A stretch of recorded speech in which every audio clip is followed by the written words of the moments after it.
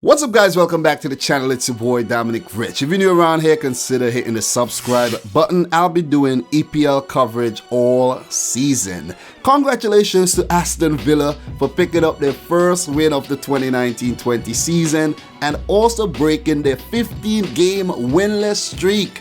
This is simply ridiculous. Like, Jack Grealish has become the only man to lose 20 straight Premier League matches. It could have been 21. He could have stretched this unwanted record even further. But no, Villa were 2-0 winners over Everton to kickstart match week 3 of the English Premier League. It was definitely shaping up to be a disastrous start to the current season for the newly promoted Aston Villa after losing their opening game against Tottenham after scoring first. Like, they allowed Tottenham to get back into the game and they were punished. In their second game, they allowed Bournemouth to score 2 early goals and they never really recovered. But against Everton, Aston Villa has finally came to the party to pick up their first 3 points of the season. This win temporarily catapults them to 11th in the league table, and they will be hoping that they can stay right there or even higher. As for Everton, they drew their first game against Crystal Palace and defeated Watford in their second. They were still yet to concede a goal up until this game, but they conceded 2 to pick up their first loss of the season. For Aston Villa, Gilbert and Jota made their full debut while Tyrone Mings was deemed fit to play. And it's a good thing he was fit enough to play because he definitely seems like the leader of the defense. What I can tell from Aston Villa chopping and changing their lineups is that they're looking for the right combination. Remember, they spent a whole lot of money during the summer transfer window. They let go a few players, so they are just looking for the right combination. And as the season progresses, Dean Smith will be hoping he finds just that. For Everton, they fielded a pretty strong 11 with the likes of Richarlison, Bernard, Sigurdsson, Gomes, Digne, Mina, Pickford in goal. Guys, they fielded a pretty decent 11. This was a very tricky fixture for Dean Smith and his boys. Coming into the game, 2 losses in 2 games, they had to come up with a big result. But Marco Silva and Everton had a better start to the game. They looked bright, they looked sharp, and they created the first big chances. One of the first highlights of the game was when Sigurdsson picked out Digne from a corner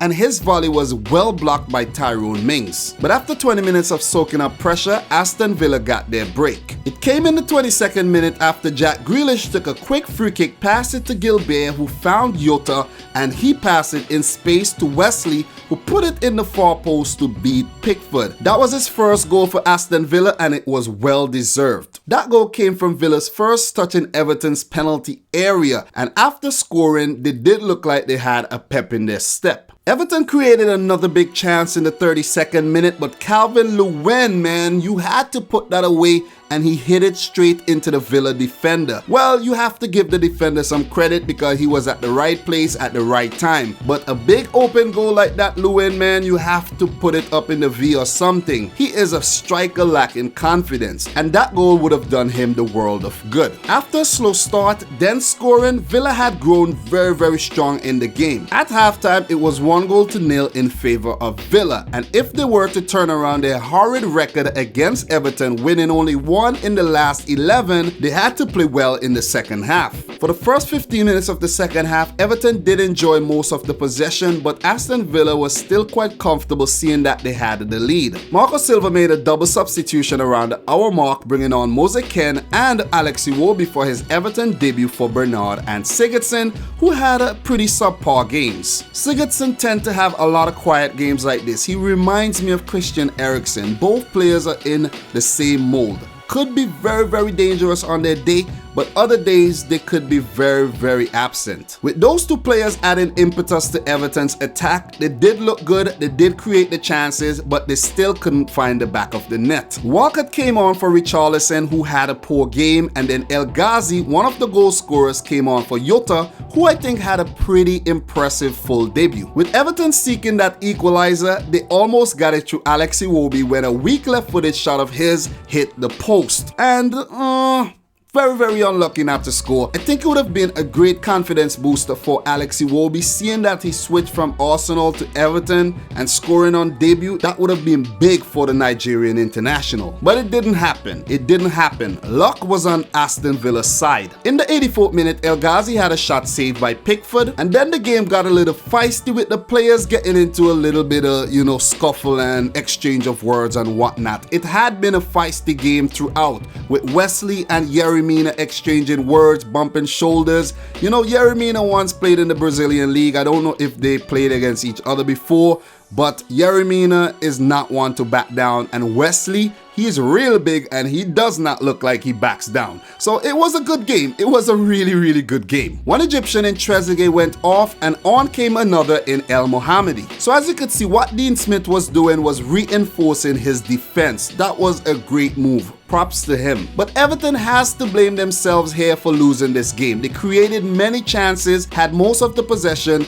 but couldn't find the back of the net. I see a bunch of players here who are low on confidence. Or maybe they just don't believe in their abilities. And saying that, Mose Ken, who came on and looked very, very bright once again, it was a beautiful turn in the box and he crossed the ball over, and all Theo Walcott was to do is to direct it to the back of the net, but he put it over, doing what Theo Walcott does best, not score. There were 5 minutes of extra time, and with Everton seeking that equalizer, they were left open behind. Wesley received the ball on the counter attack. He got in behind and held up play really, really well. Passed the ball to McGinn, who found El Ghazi. I think that ball was meant for Grealish, but El Ghazi took it away. He nutmegged Schneiderlin and he put it in the back of the net past Pickford. 2-0 to Aston Villa. Well-deserved win. I think they paced the game a lot better than Everton did. Everton, they were quite wasteful. Wasteful. But props to Dean Smith and his boys for not giving up that early lead. So with that loss, Everton stay 9th on 4 points. Aston Villa, with their first 3 points of the season, move up to 11th. It's still early. Those places doesn't even matter. But both teams would love to finish in those positions at the end of the season, for sure. Everton's next match will be against Lincoln in the second round of the League Cup. Then they play Wolves in the Premier League. That will be a big match. For Aston Villa, they play Crewe Alexandria in the League Cup, and then they face Crystal Palace, a team I think they could defeat. So guys, this is my coverage of the Aston Villa 2 Everton 0 fixture, just to warm up for the weekend. We have 9 more fixtures coming up on Saturday and Sunday, a marquee match between Liverpool and Arsenal, and a big one between my team, Man City, and Bournemouth. Guys, I hope you enjoy my match review. I'll be doing a lot more games like this throughout the season, not only the big ones. So if you're new around here, consider hitting that subscribe button, smash the thumbs up button, and in the comment section down below, let me know your thoughts on the game. So from your boy Dominic Rich, until next time, peace out. Rich Squad.